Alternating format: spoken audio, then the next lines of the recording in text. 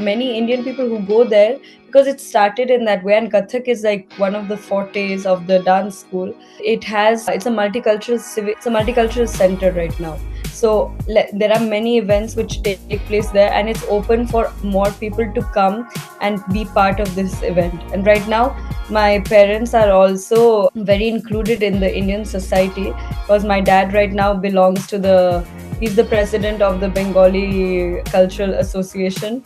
Melting Pot, a global podcast series hosted by Payal, connects guests who have inspiring stories and reaches out to a multicultural audience over 52 countries. Guests are diverse, such as celebrities, entrepreneurs, travelers, and many more who've had a turning point in their lives and moved over to a holistic lifestyle. Follow us on YouTube, Spotify, Apple, Google Podcasts, social media. Hi, everyone. Today I have the lovely Anoushka Dasgupta on my show, Melting Pot.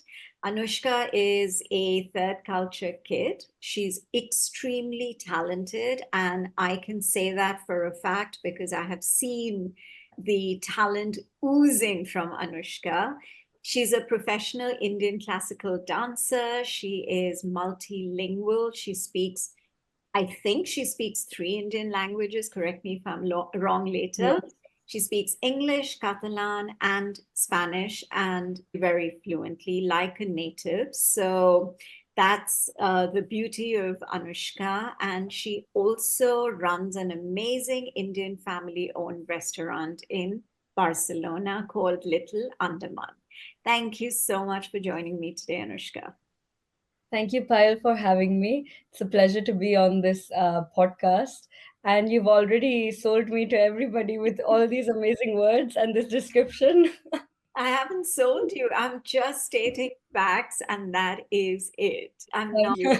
at all. But let's start with your background and just a little bit about your early life, because I understand that you lived a little bit of your childhood in India and then in UK before you moved to Barcelona. So just a little background to your early life. That's one. And two, even though I know why, but I want to hear it from you. Why did your parents move from the UK to Barcelona? So when people ask me, where are you from? It's a very difficult question to answer because I always say I'm from India. But if they actually ask me officially, where are you from? When I have to fill out forms, I say I'm from the UK because my passport is British. So it's a very tough question to answer, but I'm going to answer this question as it's a podcast. I have to talk more and I'll tell you everything. Interrupt here because I feel exactly the same when people ask Yeah. me where I am from. So I completely understand your perception, because even I cannot really say where I am from. And that It's so is, difficult for yeah, international people to answer this question. Like exactly. such a basic question that everybody asks everybody, but it's very difficult to answer because you have to think, okay, where do I belong? But where have I lived? What am I Yeah, doing? How do I feel? yeah. So I always say that I'm Indian. I have a British passport, so I am also British, but I have been mostly brought up in Spain. So these are like very different answers, and this is who I am right now. I was born in Jaipur in India because my parents were working over there, but I'm not from Rajasthan. I'm from Calcutta and Pune. My dad's from Calcutta and my mom's from Pune. So I'm Marathi and Bengali. I lived 3 years. My first 3 years of life were in India, in Calcutta. Then we moved to London because my dad he had a job opportunity in London. So he was a restaurant manager in Laporte, in the Laporte area. And then my mom moved to London too with us, with my sister and me, who's younger to me, who was a baby. We were babies basically over there. And they both belonged to the restaurant and the hospitality business. So my mom was working in the Radisson Hotel group, and my dad was in the Laporte area as a restaurant manager, and we both were there. All four of us were living in London for 4.5 years, and then we moved to Barcelona, and we've been here for the past 17 years, since 2006. Oh no, 18 years. Nearly 18. In December it'll be 18.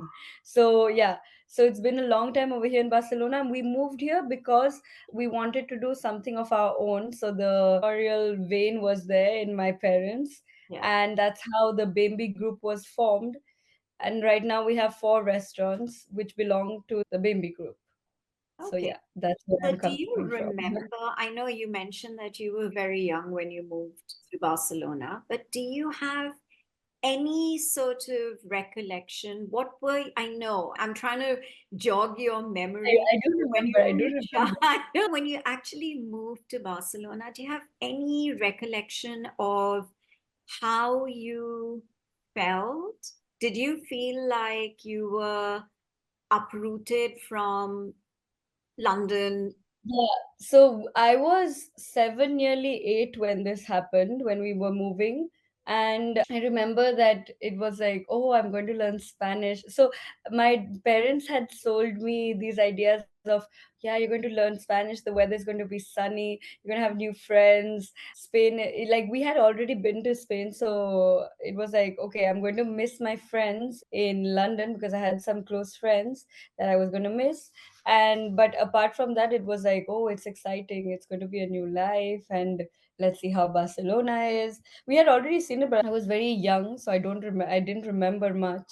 But yeah, I was sad that we were leaving London, but at the same time, I was very young, so I was just sad because my I was leaving my friends, and that's it. And we already had a party to say, a farewell party and all that.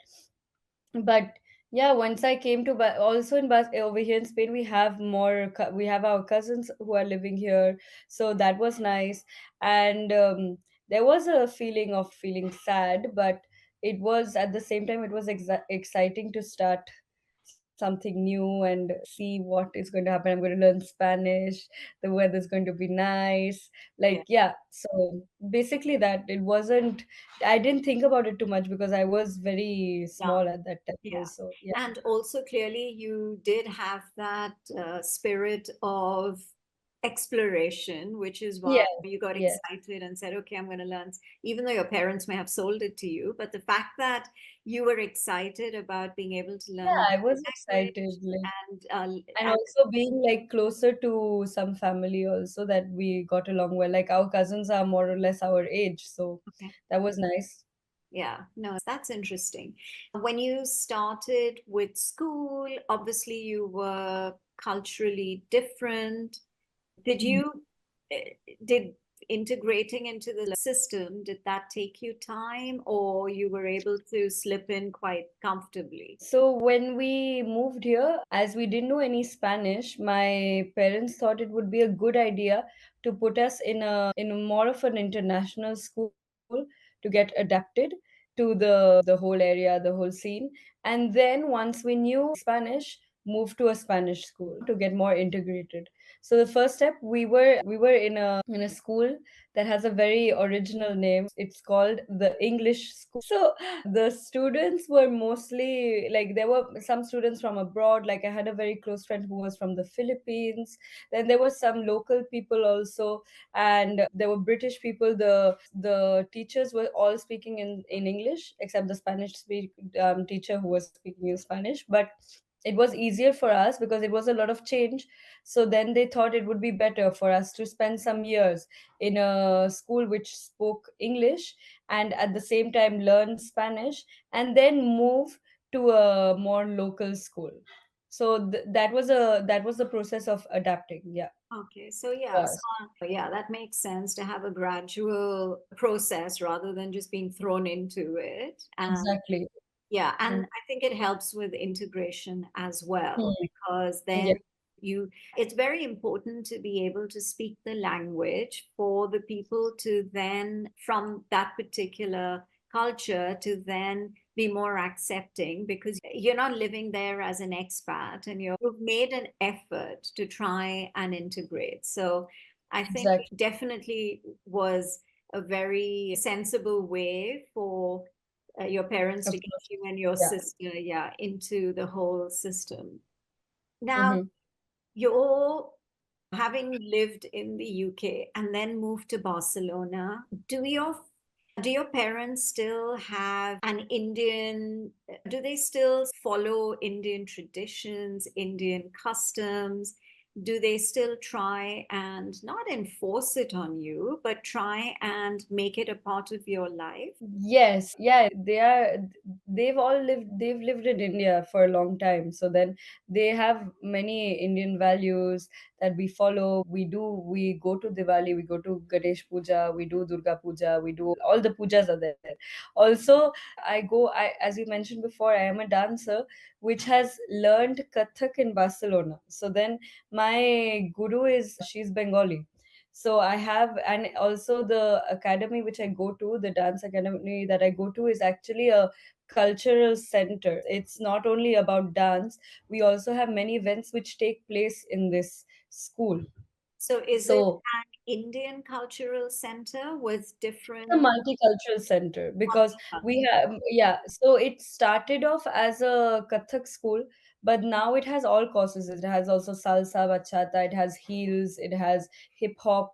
So there are like many Indian people who go there because it started in that way, and Kathak is like one of the fortes of the dance school. It's a multicultural center right now. So there are many events which take place there, and it's open for more people to come and be part of this event. And right now, my parents are also very included in the Indian society because my dad right now belongs to he's the president of the Bengali Cultural Association, and my mom is.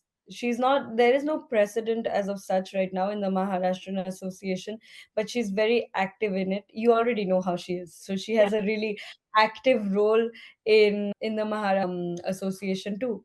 So Yeah. right now they're very, when Ganesh Puja or Durga Puja comes along, right now it's all been like, right now we're in July and everything is mostly already prepared for September and October for everything to go smoothly in those months.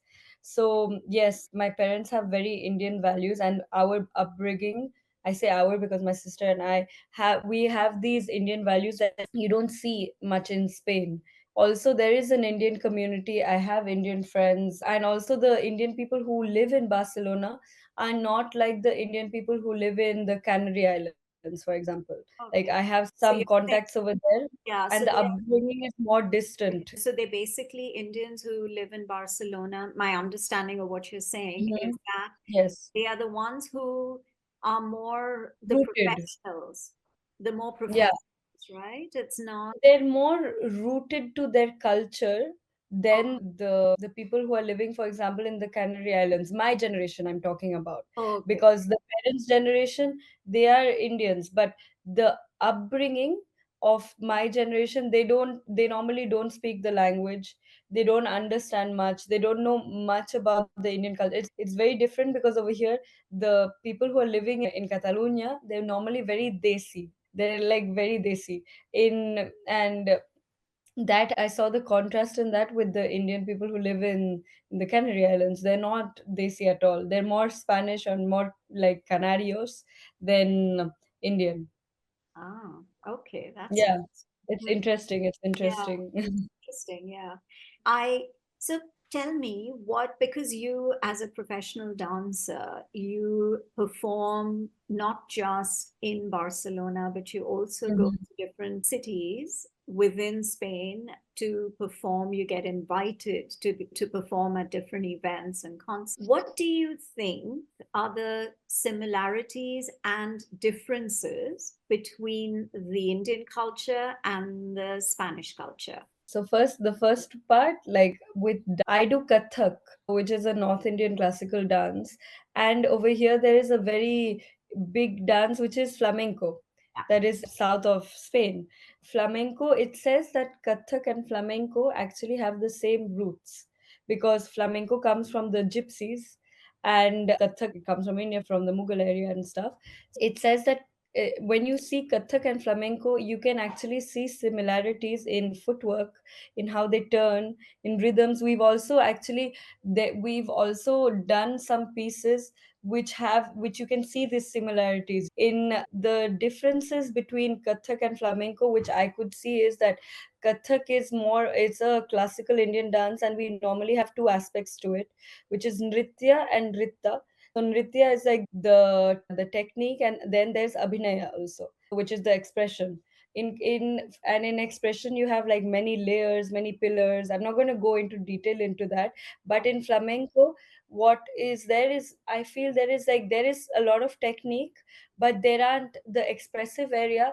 Normally when you see a flamenco dancer, two, mostly you feel two feelings, you get two sensations. One is it's a very passionate dance, and like anger and just a lot of strength in their Intensity. dance. Yeah, there's a lot of intensity and Exactly. passion. Like Yeah, everything is like very compact, and yeah, you feel that tension in their body, in their eyes, and it's all like in Indian classical dance as of such. Not only going into Kathak, you have layers of expression which you need to understand. You have anger, you have shringar, so you have the decorative part, and then you also have the like vachik abhinaya, which is like talking and expressing with your words, with your body, or you also have expression. Then you also have the love expression, then you have devotion.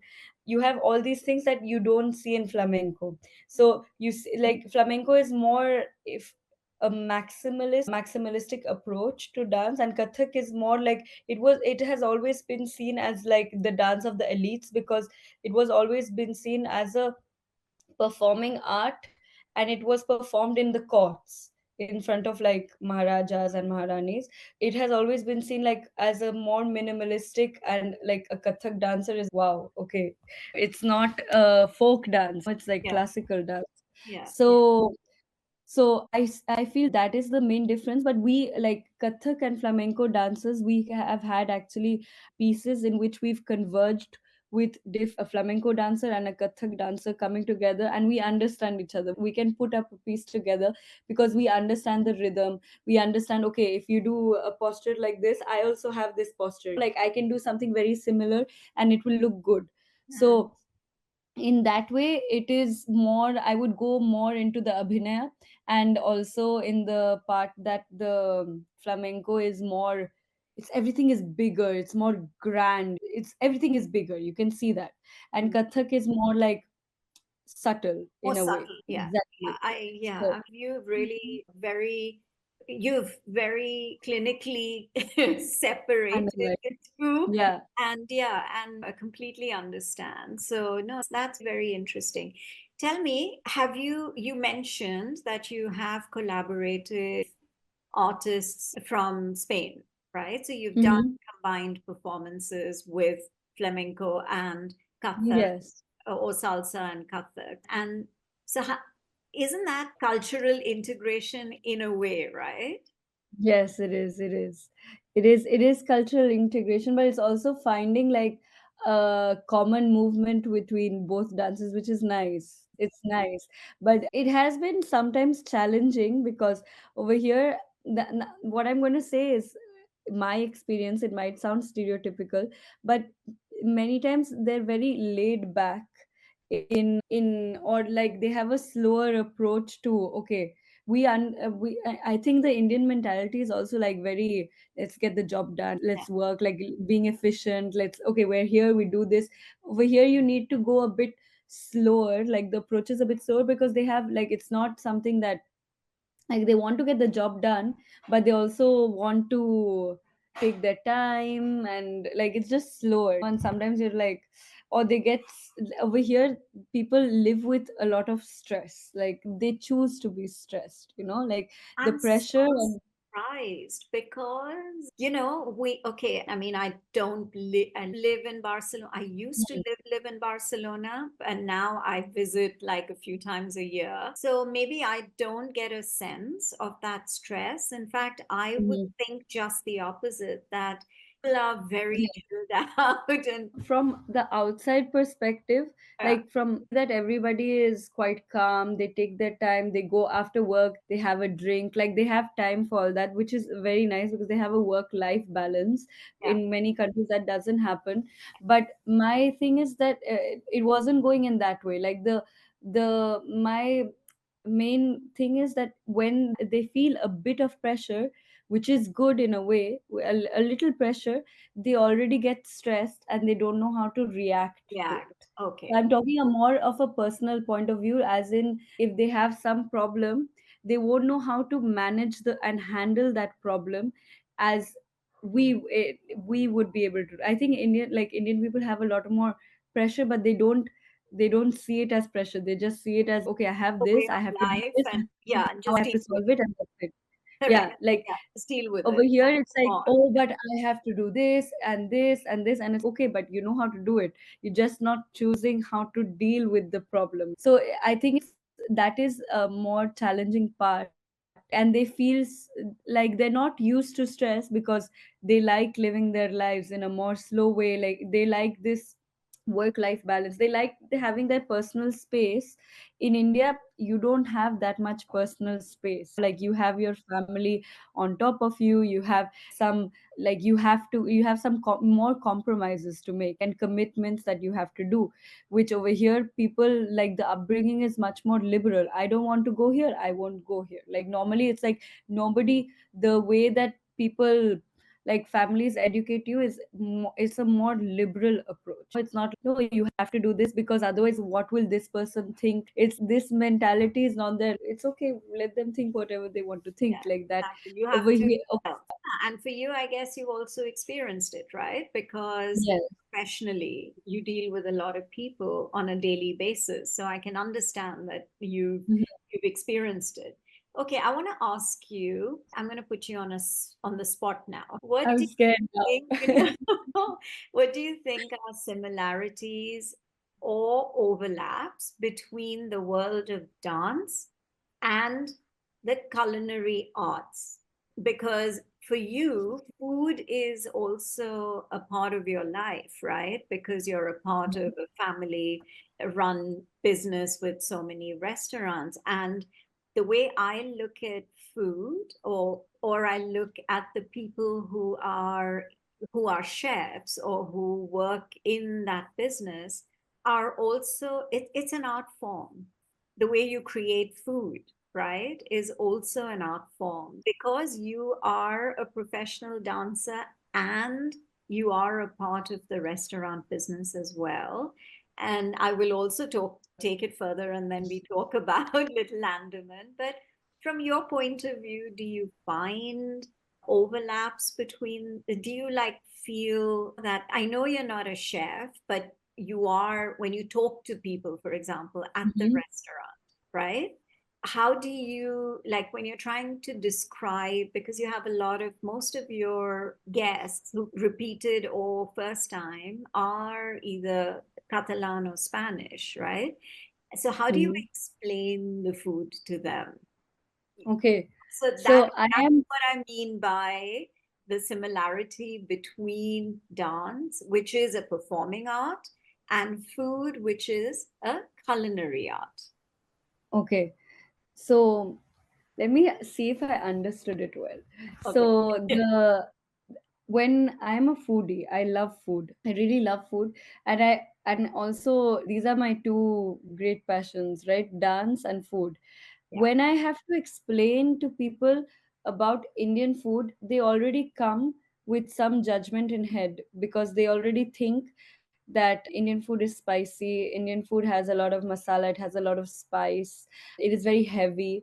So what we do in Little Andaman is like exactly the opposite. So if you want spice and spices, there are some dishes for you, but then the it's not heavy, it's not heavy because it's more of the south. The cuisine is more of the south, and it's all from the coastal cuisine also. So there's more seafood, fish, coconut, lighter vegetables. It's all a lighter preparation. And when I have to describe food, as I'm a foodie, this comes from a personal point of view. I've always liked food a lot. So we also have been taught, if we have to serve something, we should try the dish or get a hold of what we're serving to explain it. Because if you don't know what you're serving, the person in front of you, like they're locals and some of them have never tried Indian food before, they will know even less.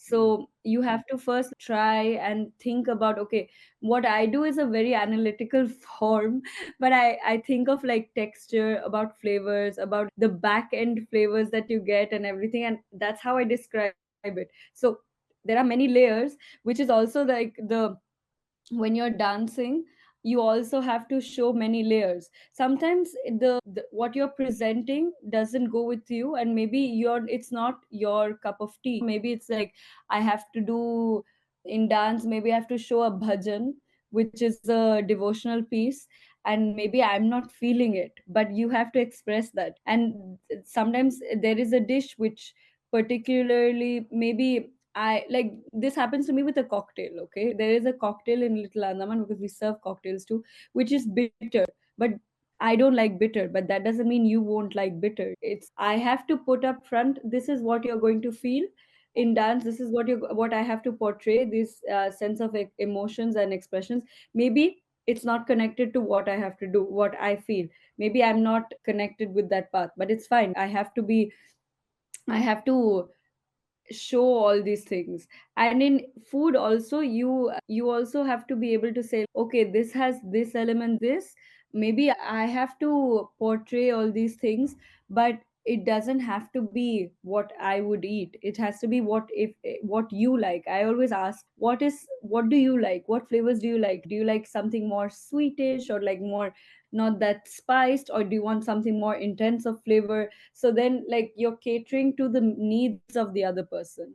In Right. dance, you don't cater to your needs. Like, sometimes you have to do things that you don't want to do, but it's part of the learning and part of the path. Okay, I just want to ask you, how do you? I know I have personally been witness to a dance performance that you did Mhm. at Little Yeah. Andaman. And is there is that something which is deliberate in order for your guests who come to the restaurant to get a feel of Indian, more of the Indian culture? Okay.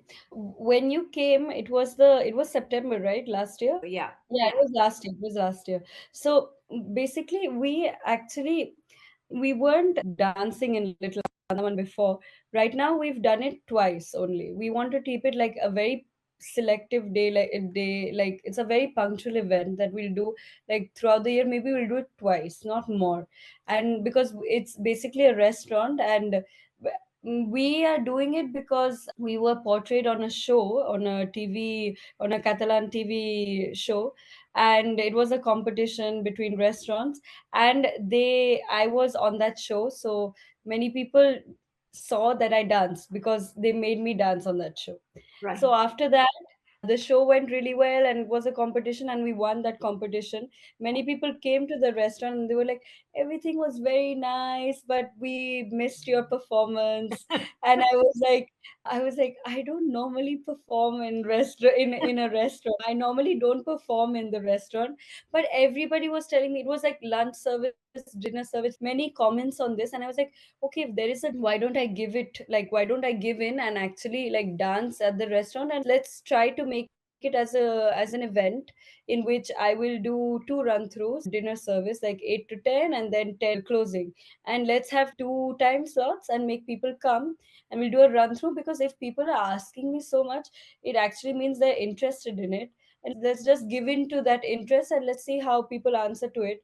So it went well, like people liked it. And like that, you can say actually, like, we did this event because you were asking so much for it, and we did a second event because it went well. The first event went well, so we did a second event for people to come and actually see it. But we didn't do it, it wasn't our first idea. We did it thanks to people saying, hey, I want to see you dance. So that's Hmm. why we did it, but otherwise we wouldn't have done it. Okay, so now you're going to make it like a biannual event. Yeah, yeah, keep Yeah. it like something very punctual for people to come, and also create that demand of like, okay, promoting it 1 month ahead of time Yeah. for on Instagram, which is our main distribution channel, Yeah. for people to know, okay, this is the date, and for them to come. But we don't want to do it very often, because then it just doesn't become special. I was going to say, then it takes away the whole Magic. essence of it Yeah. and magic of it, because people, yeah, then, and also then it's like you're pushing it perception. down someone. Yeah, You yeah. know? Yeah, yeah. No. It's been so lovely talking to you, Anushka. I could just go on and on. So yeah, no. Good luck with I know you're going to go places with your dance. You already are. You're getting invited.